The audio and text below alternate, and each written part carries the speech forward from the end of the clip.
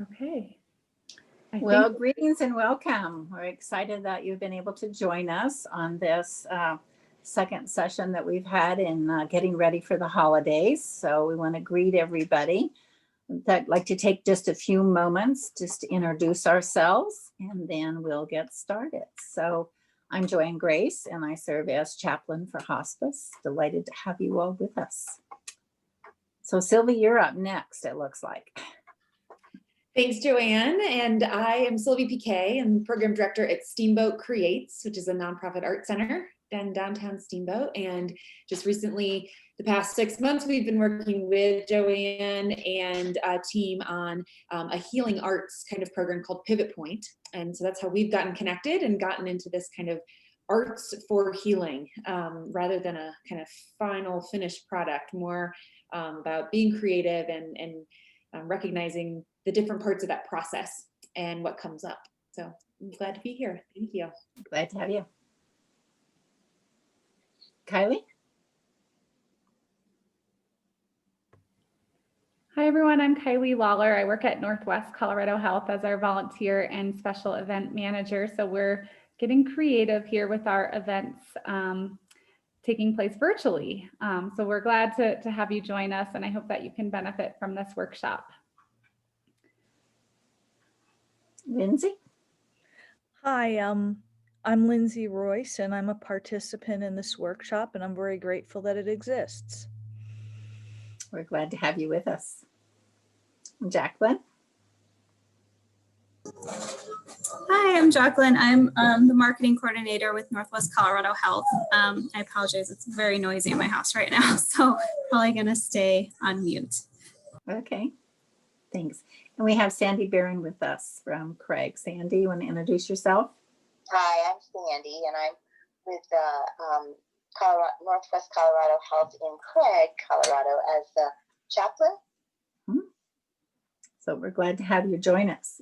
And I'm glad to be here. Good. And I just might mention that one of the technical details that we've had for this particular workshop is that we're going to record this just to let you know that it is being recorded, so that might be available to more people on our website and probably through, I would assume, Steamboat Creates as well. And so as we go forward, you need to know that, and also that we apologize to those people that tried to get onto this workshop since we had the wrong ID number. So we do ask your forgiveness for that. So holiday season for many, many people is a tough, tough time. It's a time where mostly we're supposed to be joyful, and on goes the merriment and the spirit. This is a particularly difficult year simply because of the COVID season that we have. So we thought it would be really great to get together and really work together a little bit about creating a table centerpiece for the holidays. Variety of different ways that we can go about doing that. I know that Lindsay has a couple poems that she's going to read for us, and I was wondering maybe, Lindsay, if you would start us out with one of your poems. Sure. I wrote the first poem a while ago, but it has a lot of meaning to me. Since John passed away in January, I've written about a book and a half. So I have one poem that I wrote not too long after he died, that I just want to read. And then I have another one I just finished about 5 minutes before we started. And what I like about the second one, it's called The Light of Fresh Grief, is that it's hopeful and redemptive and not so, rivetingly painful. And I feel happy and grateful to be moved in that direction, because I can tell how I feel based on what I'm writing. Oh, sweet. That's great. So the first poem is called Portrait in Half Light. My husband could be anyone in this half light. I pay gentle attention to massaging his toes, the balls of his feet and his arches. The only body parts the cancer has not slit like the gut of a fish. I cannot grant the luxury of turning back, wistful salt stone like Lot's pitiful wife. I contemplate his full mouth, no longer quick to grin, but grim and at rest. His hands rant in his sleep. Busy and restless they twitch, strip a line, and reel in rainbows, cutthroats, browns, trout he cooks into a dream amandine. All I can do is the job to be done. Inspire, encourage, put locks of his hair at the feet of statues of Jesus, Buddha, Brahman. The hook that would take him from me is juttered through the hours, its steel piercing our faith. Chiaroscuro, the altar of the white sheet, hints the fabric is light itself, upon which his skeletal body leans into my arms, a living La Pieta. My resolve is marble, my powerlessness absolute, while his green eyes flicker open, supernaturally pale, and I undo the third panel to paint a triptych of our life, one in which he gets succor, mercy, and his share of happiness. I would change this narrative, the way I alter lucid dreams, turn morphine into manna, transform his agony with drugs and prayer. We'd snuggle by a fire, dream not of exotic travels, victory, fortune, or perfect love, but of watching good stand-up on Netflix, playing with our dogs in snow-tromped fields, his steak au poivre steeping the house in peppercorn, butter, cognac. I'll pray for these things, now extravagant, and beyond his weak reach, which cannot grip to twist out the deep-set hook that yanks him away. I'll pray against my dread, against the emergency alert blaring in my head, against what's left of our stupid hope, for every beat of his heart to sigh, holy, holy, holy, whole.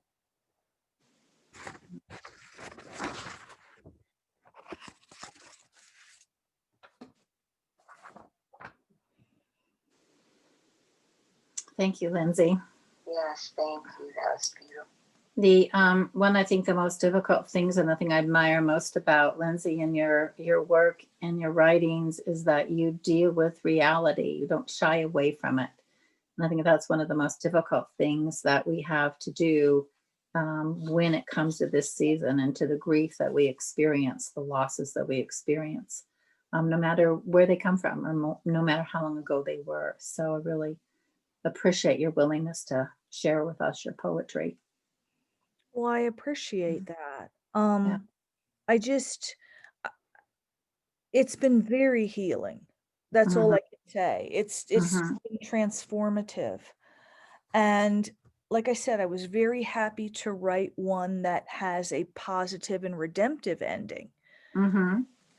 And just whenever you want, I mean, I don't have to read it now, but whenever you want me to read it, I will. Well, I'm thinking what I'd like to do is have us introduce, having people have a chance to gather in their. I know that you made it in our last workshop, or actually, you wrote another poem in our last workshop, as I recall. And so I think let's pause here and have you read it towards the end, if you'd be willing to do that. Of course. So we're gathered together to take some time to create a centerpiece. And one of the things we encourage you to do is to actually do a little scavenger hunt around your house. And each one of us will kind of share a little bit about what we've found around our houses, and encourage you to go out and find those particular things. So I'm just going to simply start kind of holding up some of the things that I found. I have a little bit of these roses that I found in a box. I did discover some of these red beads, so I'm going to add some red beads to mine this time.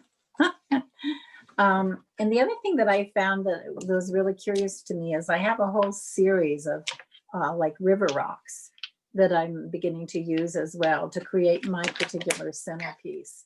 And because candles are really important to me, my centerpiece, as I created it, really had a lot to do with the river rocks, the roses, and adding candles to it. So I'm just going to show you mine, and I'm going to turn it over to some other folks just to get you to have some ideas. So right here is my centerpiece. It's pretty simple. I just took an old plate that I had and used that as the base for my centerpiece.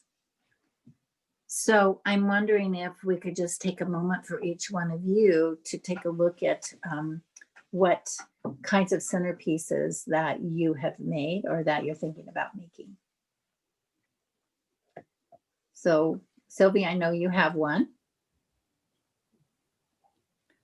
I do. Yeah, I ended up finding a bunch of these kind of glass beads, a whole bunch of them. And I don't even know where they came from, but I was taken with them to find them again. And I ended up putting them in this bowl, and it's a ceramic bowl that someone had made for me a long time ago.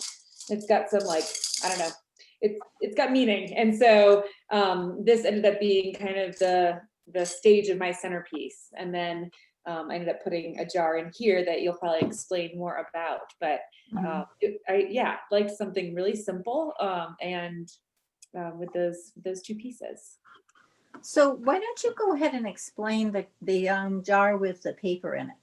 Yeah, absolutely. So this element is a really wonderful way to kind of be uplifted every day with a different idea. And so last time when we made these, Joanne instructed us to write out things on a piece of paper that we would like to do, something that would be festive or just feel good for the day. And so I have baked cookies, a board game night, watch a Christmas movie, call a loved one, and a hot spring soak. So these are ones that I had started picking out on the 1st of December. And then I've got others in here that I'll, pick out at the beginning of each day and then do whatever is on there. 3 roses is an activity of just counting 3 good things from the day.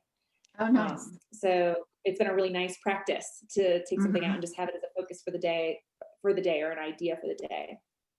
Sweet. Thank you. Thanks. Kylie? Okay, I started walking around my house with a totally different vision. And then as I got to my mantle, I stumbled upon something that I thought would be really fun for my centerpiece. And this is the basis of it. It's our globe. And my oldest daughter, who's now just in 3rd grade, she's been asking for a globe for a little while. And my dad pulled this out of a box that used to be ours as a kid. So we'll pull it down and play with it from time to time. But the reason I wanted it as a centerpiece is because I think when we sit around the table and gather at meals, and this can be, with a family or by yourself, sometimes it's just fun to spin it and like wherever it lands in front of you. I'm looking at South America right now, but I feel like I always learn something from, the country or some of the cities there. And because we haven't traveled in a little while, it's helping me to think about future places that I would love to visit someday. And it sparks, a really positive approach to getting excited about that. And then also some education for my kids and just something different. So this is the basis of my centerpiece. And then I took some photos from my family and just some like Christmas decorations that were meaningful to us.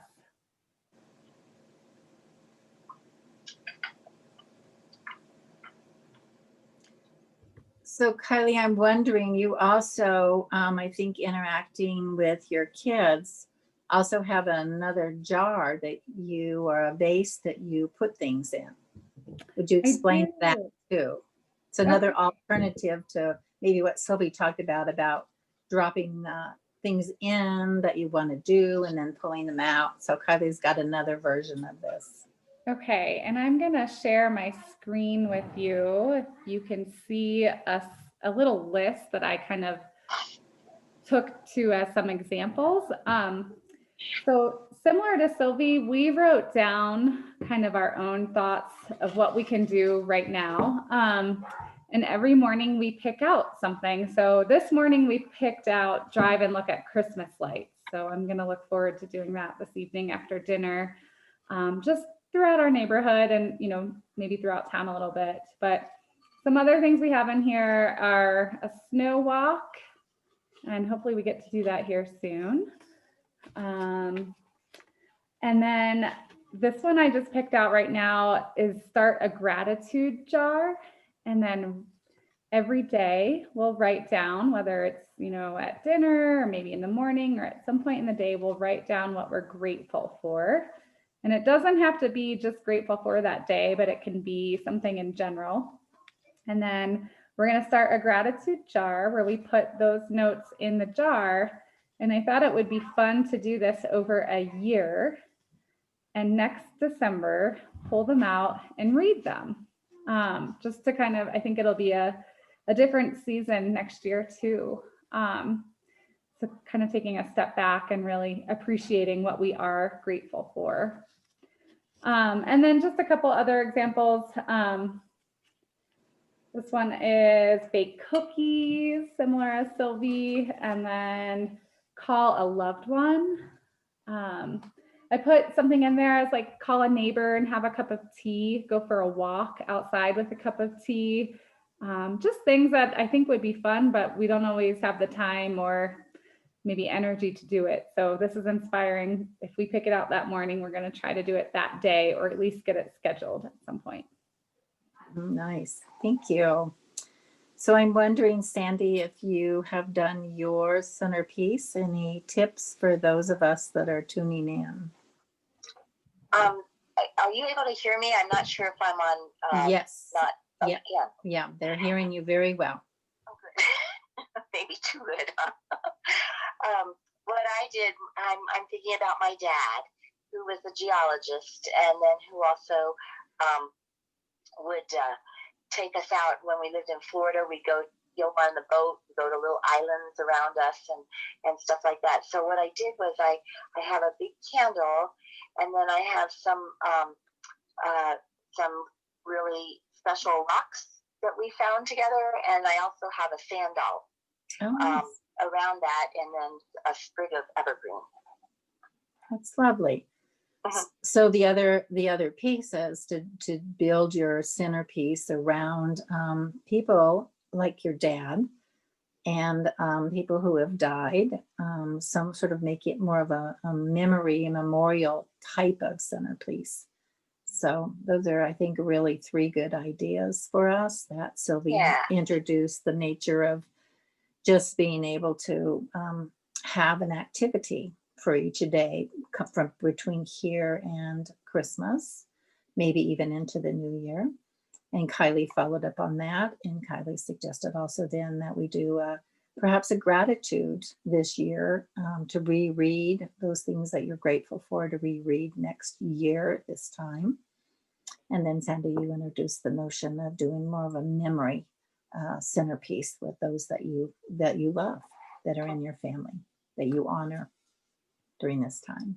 Yeah. Cool. Well, again, we encourage you to have some fun, have it a family affair, or just maybe on a day when you're thinking, I don't know what to do with myself. Look around and grab some things that are familiar to you, that are fun. Put them in a circle, put them on a table. It doesn't have to be the dining table. It can be on top of any flat surface that you have. So any other comments from you all before I turn it over to Lindsay for another poem? I just have one comment. I find that if I knit things for other people, I feel much better. That's another thing. It's knitting hats and scarves and, things that don't take but maybe about a week at the most to make. Mm-hmm. And then give them away. I feel really good about how happy it makes them. Does that make sense? Yeah. Yeah, that's super. wonderful. Yeah, So so I like to do that. that's wonderful. So Lindsay's suggesting to do something in service for others, whether you knit, maybe you don't knit, maybe the simplest way is just to get some fleece, cut up a great big square, make a little cuts on the side. Those are all great. Tie those together. So a simple blanket like that can be made too. So that's great. One of the things too that we really encourage at this time is to think about a new tradition, something perhaps that you gave up a long time ago, maybe out of your childhood experience that you haven't done in a while, or find something new and different to do this year. So that's always a helpful thing to move forward into the new year by doing something new and different. And sometimes, Joanne, what I'll say is, Dad, this is in honor of you when I'm about to do something that's a little bit out of my comfort zone, but something along with things that I would do with him. Oh, that's nice. Yeah. Yes. Super. Well, Lindsay, if you're ready, we would love to hear this second poem that you wrote moments before we gathered. I had writing group right before this. I mean, and I finished it at 3:59. So Wow. it's called The Light of Fresh Grief. Mm. Because I don't have the metal to display our tree from last Christmas, your last Christmas, and because I tried into awkwardness to stop your dying and failed, I filled your downstairs, our home, with those firecracker lights you loved. Mhm. You said you'd found them festive, blinking from hot to cool colors, hollering, in fact, red, green, orange, gold, shades bouncing off silver garlands. The house might as well be a magical mystery tour. Lights are everywhere, around inside windows, around your altar, up the wood stovepipe, and even on the dog crates, much to little Bluesy's displeasure. Up the banister, across the tops of kitchen cabinets, these lights are spits of reiterating flame, illuminating a mosaic of photos stuck to the refrigerator, to doors, to your altar. I am brazen as these lights, lights as indomitable as you. I will not believe you've evaporated like steam. And defiantly, I jack up the electric bill by lighting our home and playing chorales like Hodie, like it is well with my soul, like joy to the world against fresh grief. This season, alone, I'll offer everyone the Yule log of my heart's kindness, and shepherded by your immense spirit, I'll heal mystically, and grateful I won't repeat decor like the wrapping of lights up your ivy tree, and grateful again that you no longer need it to shine. Mhm. Oh, I love that. That's beautiful. Thank you so Mhm. much. It's just precious. Thank you. And defiant. I love it. Thank you. I appreciate that. Any other reflections? How did this move anybody that's here, then maybe? What did it move you to? What images did it bring for you? What does it encourage you to move forward and do or to be? I know that for me, Lindsay's poetry and your writing, it really, last time and this time, just it's very inspiring and like similar to what you were saying, Joanne, in terms of just the like authenticity and the courage to be honest about whatever feelings are there, to just be real. And I think that goes along with kind of the mission of this kind of getting ready for the holidays is yes, looking for uplifting activities to do, but also being real about whatever emotions are there. Because I think the holidays bring up a whole mix of emotions for everyone for different reasons. And so finding space for both like the uplifting activities and then also just the real expression. So it makes me want to create, and whether that's through journaling or a little bit of painting or something. It's inspiring. So thank you for sharing it. Yeah. I'm a doer. I get obsessed. So the lights were overkill this year. And I actually had to take them down because I'm putting curtains up, but I have some of them still up. But last year I remember I was crazed to give him a beautiful Christmas because I suspected it would be his last. Yeah. And I tried, and you saw some of those lights, Joanne. Those Oh, I did. Yeah. When you were talking about them, they were just flipping in my, definitely. I'm thinking it's sort of like, Kylie, you better get over there and see her lights before she takes them down. I had that same thought when you were reading your poem. Your writing really becomes alive, where I envisioned myself where you were in your house with the lights. And I thought right after that, I would love to see these lights. I'll take pictures after the curtains come and show them to you, because I can show. Hold on a second. I think I have one picture around his altar that I can show you. Let me find it. It's right. It should be right. There it is. Okay, now how do I share this? Hang on. Participants. No, that's not share screen. This is just the one set that's left up. Oh yeah. And that's his altar with his candles and his flag from the military service, and a couple of pictures of him and some Buddhist icons. That red thing is his honorable discharge from the military, and his ashes and the eulogy. It's all, and his favorite book, there's stuff like that. And then I put the firecracker, and I also have a memory bear, but he had to go somewhere else because I had a memory bear made out of his clothes. And I put these around the edges and they either stay solid or they blink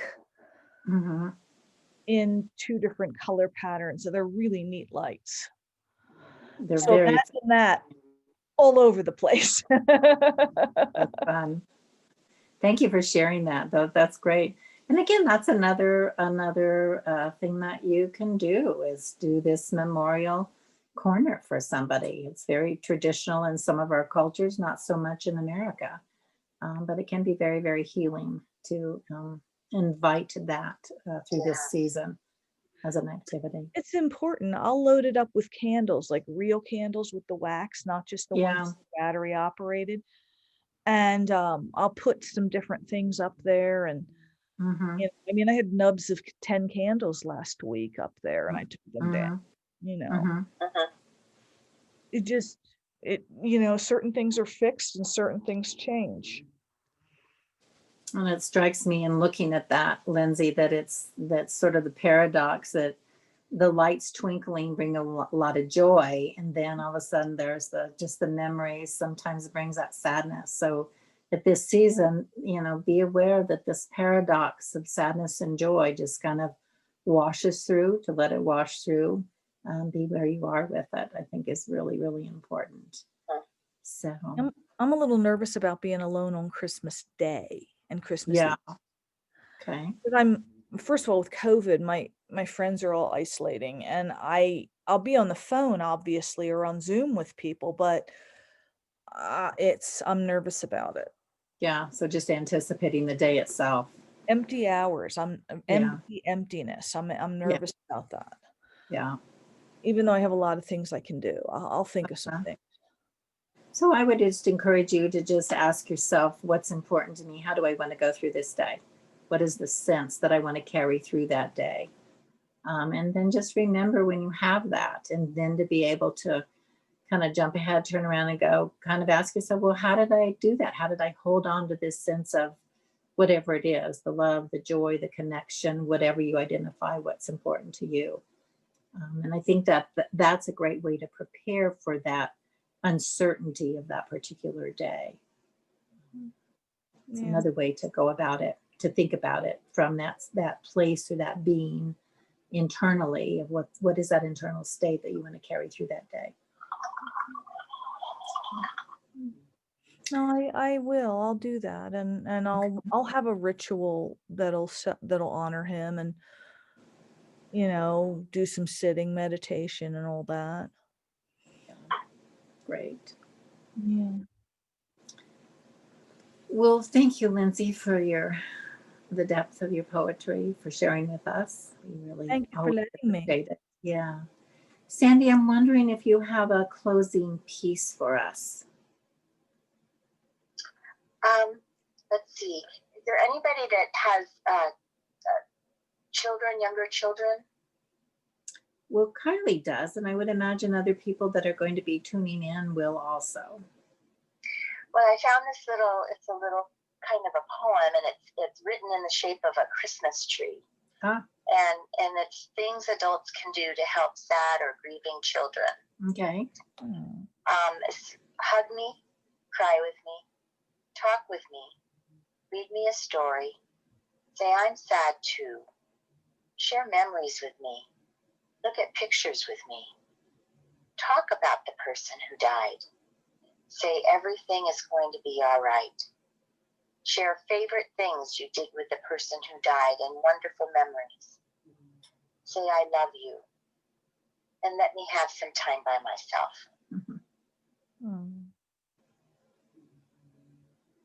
And that came from a children's grief workshop. Mm-hmm. Kind of sounds like whether you're a child at heart or a child with the age of being a child, it's good advice for all of us. They're really the great steps to take for all of us. Yeah. Well, I want to thank you all for joining us. I think we'll go ahead and close our session out now. And again, you are welcome to at any time give us a call. Our next session that we're coming up to is the Celebration of Light on Wednesday night. And again, it's live streamed via Zoom, so we encourage you to join us. We'll be creating love and light lanterns for that particular activity for that evening. The other thing that is coming up for us is on December 21st, we have a Blue Christmas service that will be live streamed from St. Paul's Episcopal Church. You can go onto their website and click in for that. It's a very, very easy link for that. And that can be a very special time too, to be with others who are feeling a little blue sometimes during this holiday season. So I bid you adieu. Thank you all for joining us. And, yes, thank you, everybody. Yes. Thank you, everybody. So please feel free to call us at Northwest Colorado Health. We're happy to support you however we can. Thank you. Thank you. Thank you all. Wow.